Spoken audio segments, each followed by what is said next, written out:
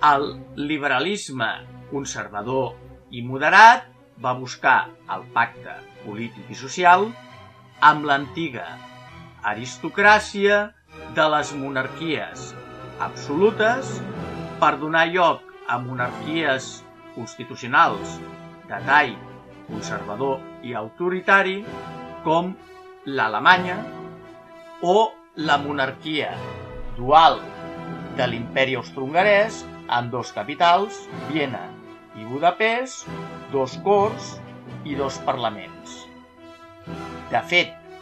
aquest pacte entre la noblesa i el liberalisme moderat era la base de la monarquia parlamentària anglesa des del segle XVII.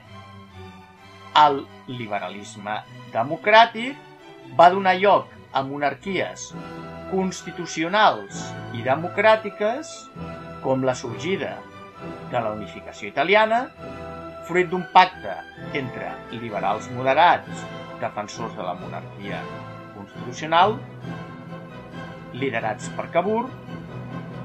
i el rei Víctor Manel, i liberals revolucionaris, defensors d'una república democràtica com Garibaldi. I també va donar lloc a la Tercera República Francesa, que va evolucionar des d'uns inicis políticament conservadors vers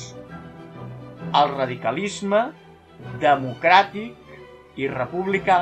de primers de segle XX. A primers de segle XX, la consolidació del liberalisme com a base dels sistemes polítics anomenats democràtics era cada cop més evident, amb l'ampliació del dret de sufragi a les dones i les primeres lleis de caràcter social i laboral.